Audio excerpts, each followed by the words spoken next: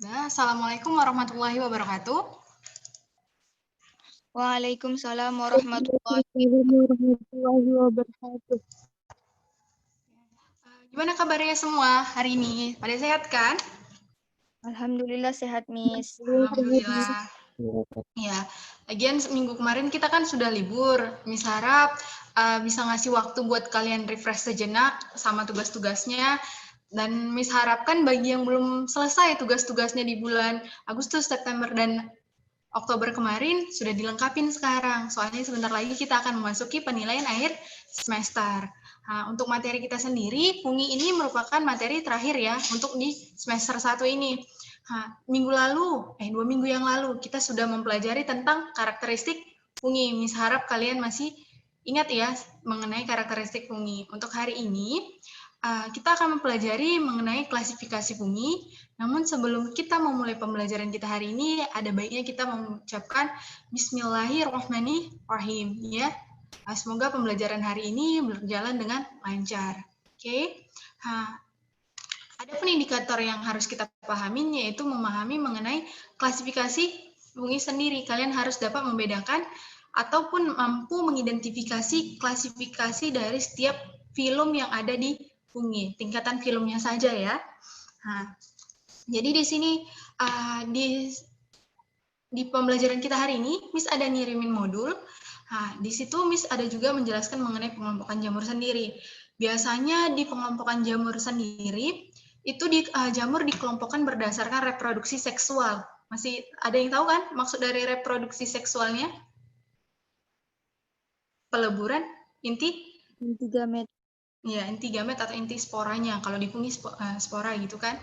Jadi dia reproduksi seksualnya gitu kan. Nah, di sini fungi dapat dikelompokkan menjadi 5 kelompok, yaitu Zygomicota, Ascomycota, Glomeromycota, Chytridiomycota, dan Basidiomycota. Namun mungkin kalian lebih sering dengar atau pernah baca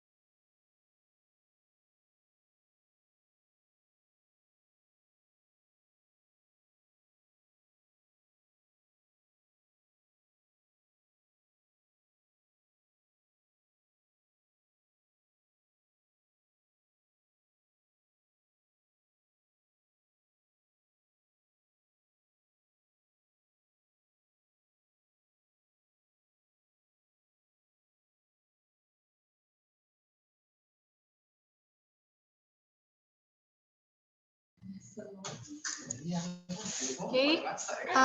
Nak, suara Miss sudah kedengaran?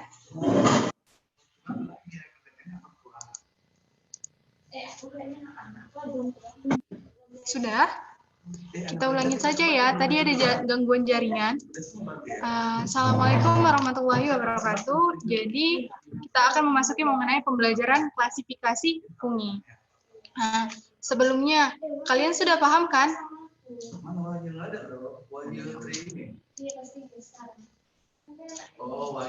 Nah,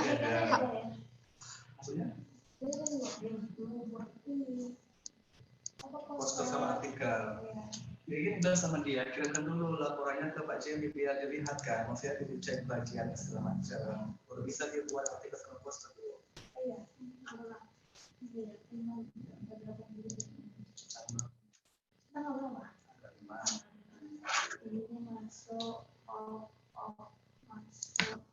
Oke, kita mulai aja pembelajarannya mengenai klasifikasi fungi. Miss harap kalian sudah join ya semua. Klasifikasi fungi sendiri, indikator pembelajaran kita hari ini yaitu mengetahui apa sih klasifikasi dari fungi sendiri, apa pengelompokannya.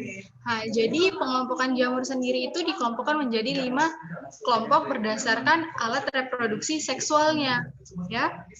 Alat reproduksi seksualnya. Funginya itu ada zygomicota, ascomicota, gitu ya. Udah, ascomicota, glomeromicota, cytiridomicota, dan basidiomicota. Ini berdasarkan reproduksi seksual dari jamur sendiri. Kalau dia zygomicota, reproduksi seksualnya akan menghasilkan zygospora. Ascomicota akan menghasilkan ascospora. Glomeromicota di sini akan menghasilkan spora seksualnya sendiri. Cytiridomicota akan menghasilkan spora seksualnya sendiri. Sedangkan basidiomicota akan menghasilkan spora seksual berupa basidiospora. Dari 5 kelompok ini, yang akan kita pelajari pada pertemuan kali ini yaitu zygomicota, ascomicota, glomeromicota saja. Untuk pertemuan berikutnya kita akan membahas cytiridomicota dan basidiomicota. Sebelumnya, Nak. Oke, ada yang tahu nggak sama kedua makanan yang digambar ini? Ada yang tahu gambar yang sebelah kiri ini apa? Kenapa, Miss? Nggak kelihatan, Miss. Nggak, kenapa ya? Oke. Berarti screen sharing-nya nggak ini ya? Ya.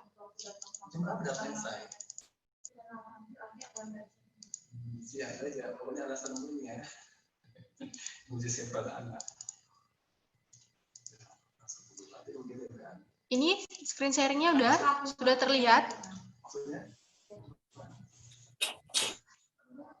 Udah? Sudah, Miss.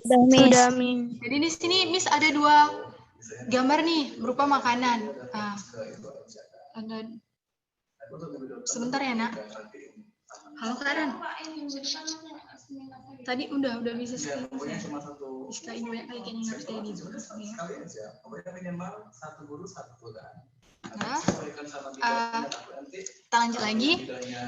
Jadi untuk gambar di sini ini merupakan makanan sehari-hari yang kita konsumsikan. Ada tempe, ada roti. Namun di sini sendiri kalau kalian perhatikan ada kelompok dari roti yang mengalami apa ini? Roti yang berjamur kan? Jadi ini adalah beberapa makanan yang ditumbuhi oleh fungi. Maksudnya gimana, Miss? Kalau kalian perhatikan di sini ada tempe. Tempe kalau sumber komponen utamanya kan kacang kedelai. Gimana sih kacang kedelai itu tadi sendiri bisa membentuk satu tempe? Itu merupakan hasil bantuan fermentasi oleh kelompok jamur, yaitu Rhizophus oligosporus. Ini merupakan jamur Rhizophus oligosporus ini, dia dapat membentuk miselium yang seperti kapas ini, sehingga kacang kedelainya itu dapat saling melekat sehingga membentuk tempe. Dan ada juga nih roti. yang mengalami perjamuran. Di sini kita lihat bahwa ada satu kelompok dari jamur contohnya Rhizopus stolonifer yang menyebabkan roti itu dapat mengalami perjamuran. Kalian pernah lihat kan atau pernah ketemu sama roti yang udah berjamur? Pernah, Miss. Ada kan yang berbentuk seperti kapas-kapas, itu merupakan bentuk dari funginya, ya, jamurnya yang berwarna, ada dia yang berwarna biru sampai kehitaman. Nah, itu ya. Jadi, kedua contoh di gambar ini merupakan kedua contoh makanan yang ada di sini itu merupakan kelompok, misalnya di sini ada Rhizopus oligosporus, Rhizopus stolonifer itu merupakan kelompok fungi yaitu Zygomicota. Kalau kalian perhatikan, di sini ada miseliumnya. Di sini dia merupakan kelompok fungi yang berbentuk apa? Berbentuk kapang atau cendawan? Sekat, Miss. Sekat. Dia kapang yang berbentuk kapas. Lihat ya. Kenapa bisa gitu, Miss? Jadi kalian masih ingat nggak bahwa kelompok jamur gitu kan? Kelompok jamur itu memiliki karakteristik memiliki hifa. Hifa nanti akan saling berkumpul membentuk miselium. Masih ingat kan? Jadi hifa-hifa yang ada yang sebelum dia berkumpul ini, kenapa sih bisa berstruktur seperti kapas gitu kan? Kapas. Karena dia merupakan kelompok hifa senositik. Masih ingat hifa senositik itu apa? Senositik. Ada kan dua jenis hifa senositik dan hifa bersekat. Berarti hifa senositik ini hifa tidak bersekat. Ya kan? Berarti dalam satu hifa terdiri dari banyak inti sel, gitu ya. Dilihat ini. Terus ada ciri-ciri berikutnya. Miselium tidak membentuk tubuh buah namun bertekstur seperti kapas. Jadi kalau misalnya kalian lihat jamur merang, kan ada bagian tubuh buah yang kita makan, itu bagian tubuh buahnya. Namun kalau dia di kelompok Zygomicota ini, dia teksturnya seperti kapas. Ini miseliumnya kayak ada serat-serat kapas kan, saling berkesinambungan. Ini yang disebut sebagai struktur seperti kapas. Dan sesuai namanya, Zygomicota, reproduksi seksualnya menghasilkan zygospora, di mana zygospora ini berdinding tebal dan banyak mengandung inti diploid, sehingga disebut juga sebagai zygosporangium, gitu ya. Namun kalau aseksualnya dia bisa, jadi Zygomicota ini dapat bereproduksi secara seksual dan aseksual. Kalau dengan seksual dia menghasilkan zygospora, kalau dia secara aseksual akan menghasilkan sporangiospora yang terletak dalam sporangium. Jadi coba perhatikan di sini. Tadi kan hifanya senositik. Jadi di sini ada beberapa jenis hifa. Ini merupakan contoh dari struktur tubuh Zygomicota. Secara garis besar, hifa dari Zygomicota itu dapat dibedakan menjadi dua, hifa aerial dan hifa vegetatif. Sesuai dengan namanya, hifa vegetatif. Vegetatif berarti tidak untuk alat reproduksi, namun dia untuk memperoleh substrat atau nutrien yang ada pada substratnya gitu kan, menyerap nutrisi. Hifa vegetatif ini sendiri ada dua jenis pada Zygomicota. Kalau kalian perhatikan, ini kan ada berkesinambungan ini antara satu sporangium dengan sporangium yang lain. Ini lihat ya, ada bagian hifa yang mendatar dan menghubungkannya dengan sporangium yang lain, sporangiofor. Inilah disebut sebagai hifa stolon. Tapi kalau dia yang berbentuk seperti akar disebut sebagai hifa rhizoid. Fungsinya berbeda. Namun memiliki fungsi yang dengar ya. Kalau hifostolon dia berfungsi untuk memperluas daerah penyerapan nutrisi. Sedangkan hifa rhizoid dia berfungsi sebagai tempat penyerapan nutrien gitu ya. Dan kalau misalnya jadi hifa vegetatif itu terdiri dari hifa stolon dan hifa rhizoid. Sedangkan hifa aerial fungsinya itu hifa fertil atau tempat reproduksi dari kelompok fungi zygomicota sendiri. Nah, di sini ada beberapa bagian yang harus kalian perhatikan. Bagian yang ini, yang kayak bunga, dia disebut sebagai sporangium. Sedangkan bagian yang seperti batang, sporangiofora. Maksudnya ini sporangiofora ini berfungsi sebagai batang perlekatan dari sporangium. Sporangium sendiri, dia menghasilkan spora aseksual pada kelompok zygomicota berupa sporangiospora. Nah, itu ya. Jadi sporangium ini kan kayak tertutup ini sama selubungannya. Jadi selubungannya ini dia bersifat mudah pecah. Jadi ketika spora yang di dalam sporanya ini sudah dewasa, jadi dia akan mudah terbawa oleh angin sehingga dapat mengalami reproduksi berikutnya, gitu kan? Nah, perhatikan di sini. Jadi tadi Miss bilang kan reproduksi seksualnya menggunakan spora yang bersifat haploid. Maksud haploid itu identik antara satu sama yang lain, gitu kan? Nah, jadi spora yang sudah dihasilkan tadi, lihat di sini akan berkecambah, membentuk hifa. Hifa tadi akan berkembang membentuk miselium. Masih ingat reproduksi jamur di penjelasan Miss sebelumnya? Ini hampir sama, cuman ada beberapa bagian yang berbeda. Jadi secara seksual tadi dia menghasilkan sporangiospora. Sporangiospora tadi akan terbawa oleh angin sehingga melepaskan sehingga mengalami perkecambahan membentuk miselium. Miseliumnya itu ada yang positif, ada yang miselium negatif, yang berbeda inti generatifnya. Miselium tadi akan saling berdekatan membentuk gametangia. Maksud gametangia apa, Miss? Jadi miselium dengan inti yang berbeda saling berdekatan memiliki nukleus haploid disebut sebagai gametangia. Gametangia ini tadi akan mengalami plasmogami. Ada yang masih ingat maksud plasmogami apa? Ada yang ingat plasmogami maksudnya apa? Juria. Ya, Miss. Apa yang dimaksud sebagai plasmogami, Nak? Kalau nggak peleburan banyak inti selnya yang melebur. Berbanyak.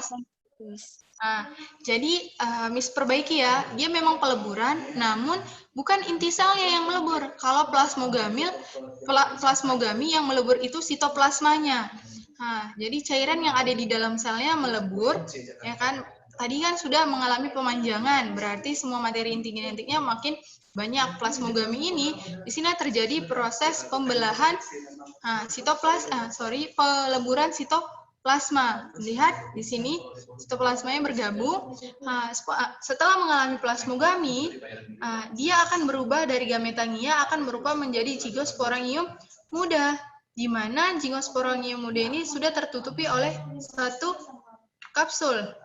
Kapsul tadi akan mengalami perkembangan menjadi struktur yang keras, disebut sebagai zygosporangium dewasa. Zygosporangium dewasa tadi sudah siap untuk melakukan peleburan inti sel yang disebut sebagai kariogami. Zygosporangium dewasa tadi akan mengalami meiosis. Ketika dia mengalami meiosis akan membentuk sporangiospora. Sporangiospora ini akan menghasilkan zygospora. Ini ya. Kira-kira paham?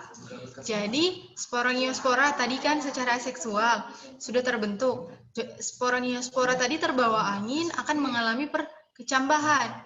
Ketika dia sudah mengalami perkecambahan di tempat substrat yang sesuai, dia akan membentuk hifa yang berkembang menjadi miselium. Dan kan miseliumnya ini kan tadi banyak. Ada yang dia sesama negatif, ada yang sesama positif.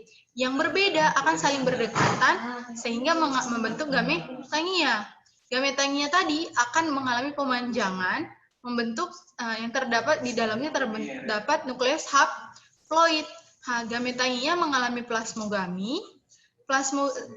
Setelah mengalami plasmogami akan dibentuk zygosporangium muda. Zygosporangium muda mengalami perkembangan membentuk zygosporangium dewasa. Zygosporangium dewasa tadi akan mengalami peleburan inti sel yang disebut sebagai kariogami.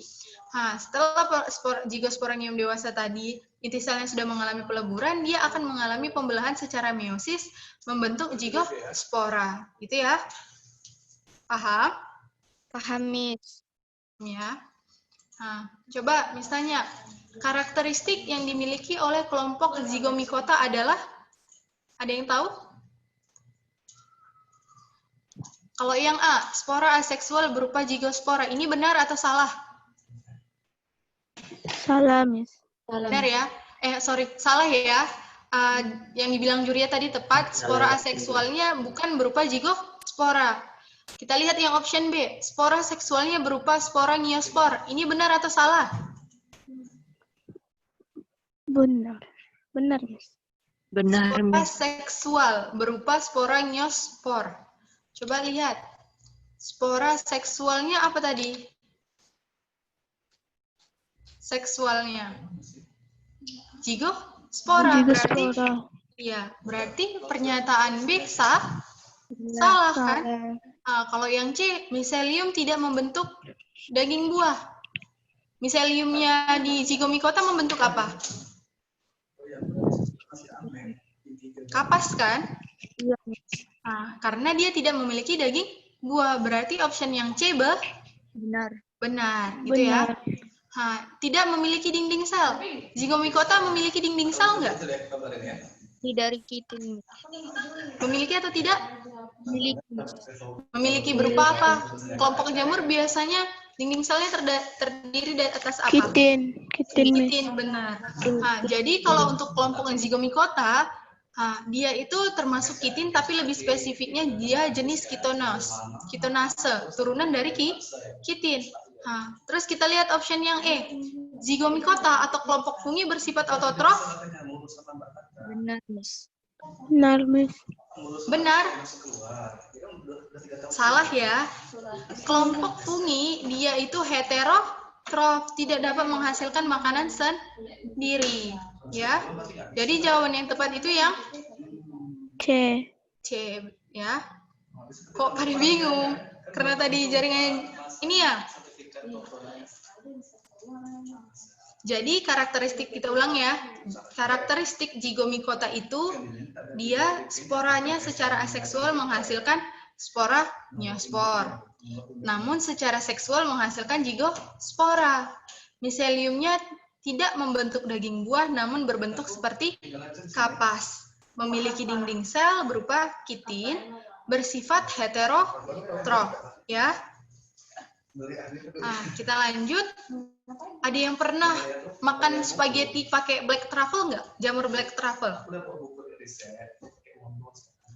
Atau ada yang tahu nggak jamur termahal di dunia itu apa? Black truffle. Iya, ada yang tahu kira-kira harga per kilo black truffle berapa? 6 juta, Miss. 6 juta. Jadi black truffle ini harganya jutaan. Umumnya itu dijual per kilonya itu 30 juta. Paling murah. Jadi dia itu bentuknya seperti leci, namun strukturnya lebih kasar.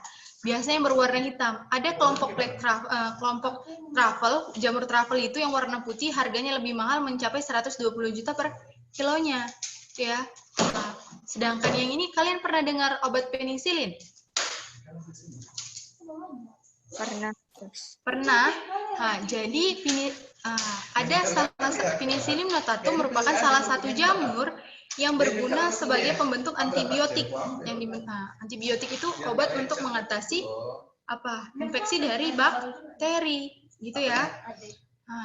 Jadi kedua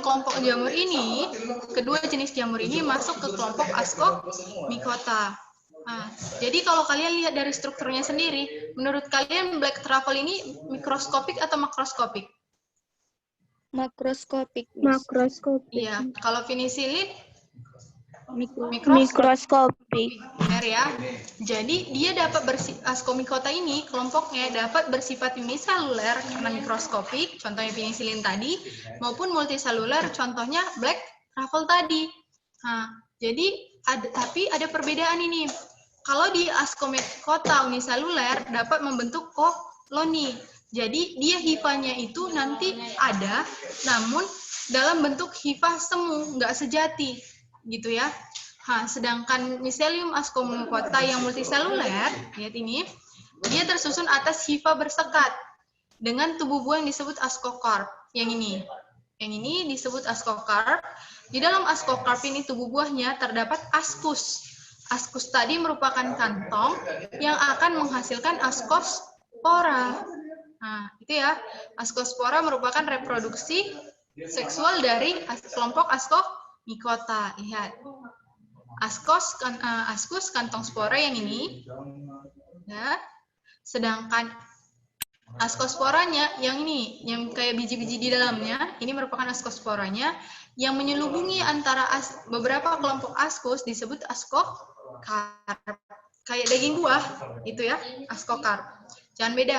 Ascus kantong spora, ascocarp daging buahnya, sedangkan ascosporanya itu sporanya, jenis spora yang terdapat dari ascomycota. Reproduksi ascomycota dibagi menjadi dua, ya, secara aseksual dan seksual. Aseksual dia membentuk conidiospora atau conidia, sedangkan secara aseksual akan membentuk ascospora. Ini reproduksinya hampir sama, namun apa sih yang membedakan conidiospora dengan ascospora? Kalau dia conidiospora, dia sporanya itu telanjang, nggak ada penutupnya. Sedangkan kalau dia ascospora, dia itu tertutup oleh ascocarp, gitu ya. Untuk prosesnya sama dengan proses reproduksi yang seksualnya sama dengan yang zygomycota. Nanti kalau bingung lagi, tanya ke Miss saja. Jamnya sudah lewat ini. Kita lanjut ke 3. Glomeromycota. Kelompok yang ketiga itu, dia ini merupakan salah satu kelompok fungi yang dominan membentuk simbiosis, ya, baik itu simbiosis ke cyanobacteria maupun ke akar tanaman. Nah, jadi di sini kebanyakan itu dia membentuk endomycorrhiza, namun ada juga yang ke cyanobacteria, Geoscopin pyrimiformis, salah satu dari kelompok fungi yang bersimbiosis dengan cyanobacteria, yaitu Nostoc fusiform. Jadi dia ini memiliki tubuh yang terdiri dari hifa senositik. Hifanya ini tadi akan mengalami modifikasi membentuk arbuscula. Arbuscula ini berfungsi untuk penyerapan nutriennya. Sedangkan bagian yang memanjang dari hifanya, yang ini, hifa dari modifikasi tadi, sebagai tempat penyimpanan nutriennya. Nah, kalau kalian perhatikan di sini, ada kan pemanjangan, ini semua hifanya ya. Hifanya, ada hifa yang mengalami modifikasi berbentuk seperti anggur, disebut arbuscula, tempat penyerapan nutrien, vesikula penyimpanan nutrien, sedangkan yang ini ada bentuk tonjolan, itu merupakan salah satu bentuk,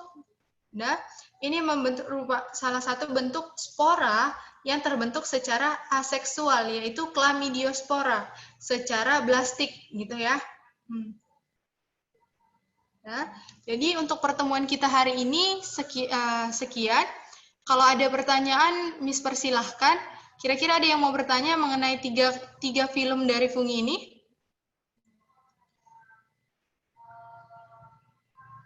Ada? Nggak ada, Miss. Bingung ya sama materinya? Kalau bingung, besok Miss ulang lagi. Tadi karena kesalahan jaringan, jadi kalian kayaknya kurang fokus juga. Besok Miss terangkan lebih jelasnya lagi kalau yang ini masih bingung, ya. Untuk 2 kelompok lagi, Miss terangkan yang ini, Miss ulang lagi untuk besok. Oke? Sekian pertemuan kita hari ini. Assalamualaikum warahmatullahi wabarakatuh. Waalaikumsalam.